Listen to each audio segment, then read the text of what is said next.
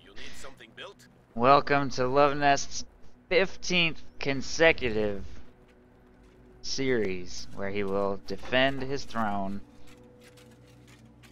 This time, challenger is going to be Cheese, who has participated in my events a few times before, loves his particular brand of non-meta. So we're going to see him attempting defensive tactics this time around, see if that works well for him, and he's up against Luvnest's Oberkommando West, so he should be able to make good use of the extremely potent and cheap anti-personnel mines. He will of course have the heavy mortar, and then there's the other features. Tank traps are okay, I guess. And Luvnest, playing his Oberkommando West, defending his throne, will field fortifications, scavenge, and Luftwaffe ground forces. So, one squad of conscripts heading north. Combat engineers grab this sector and make their way towards this strategic point here. Heading to cut off. Luvnest destroying all of the fences right here and wiring off various cover locations in the center. Second squad of conscripts on the field. Second squad of Volksgrenadiers on the field. No Kuba wagon. And we will see tier 1 also from Cheese, so I'm expecting probably an M3, I guess. Maybe a sniper, I don't know. Maybe a penal battalion. Sniper doesn't seem very popular. Ever since it lost sprint. I mean, I didn't feel that it was really that popular before, honestly. Now it seems even less popular. Just something about the Soviet sniper, in 1v1 anyway, makes it seem less appealing. The Ulster sniper honestly doesn't get fielded that much either, but you see it occasionally. It's a pretty strong unit now. So I would say the Ulster sniper seems to be in a pretty okay spot. Soviet sniper on the other hand, for whatever reason, pretty unusual. Volksgrenadier, ready for action. Infantry attacking in force! Hostile fire! Conscripts jump into the church up here. Do a little bit of damage to the stern pios. We only have one north-facing window in this building. These conscripts setting up in green cover will slowly work on the conscripts in that house. Luvnest seems to have a pretty solid defense on his strategic and fuel points, and he does have victory point control right now. So if he can get control of this munitions point, he'll be in a good spot, but until that happens, may struggle a little bit.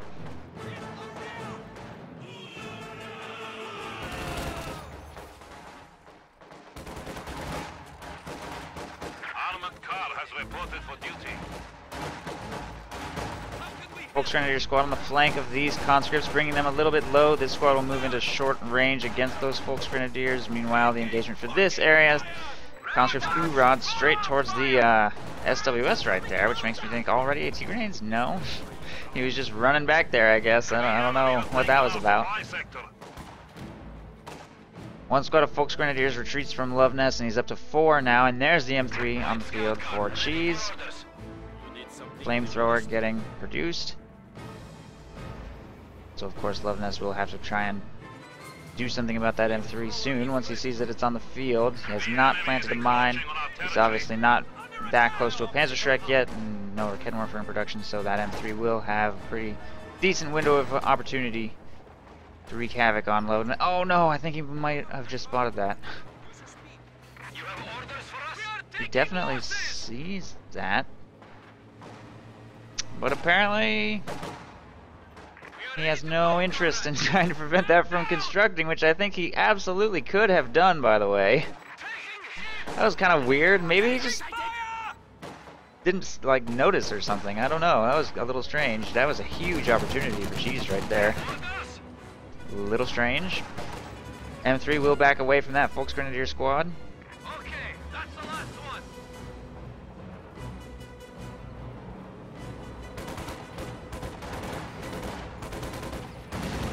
M3 goes in on the stern pio squad right here, pushing it around to prevent them from firing. There's a big flame crit. Luvnest will be forced to retreat. Brings the squad down to about half. And they will all get away. Welcome back, Obama. But everything will get away, and a flak half-track is now in production for Luvnest. He's had not No fuel transfer active. He just has, it's up to 5 minutes, and the fuel point's been in his control pretty much this entire time, so Flak Half-Track will make it to the battlefield. Conscript squad making its way towards the munitions here. Luvnest is starting to get cut off from all of his resources, but fortunately he held out just long enough to get this unit out, so he should be in a pretty strong position against this tier 1 opening. But Cheese will have access to the light AT gun, which is okay against the Flak Half-Track for a pretty low price. Don't have to go tier 2 to get access to it. And of course AT grenades. And he hasn't gone very hard into tier 1. The Flak Half-Track will still have to be quite careful. Conscripts taking control of the south munitions, flamethrower making its way towards the middle, and conscripts have set up green cover here on the munitions. Jumping into cover here in the north as well.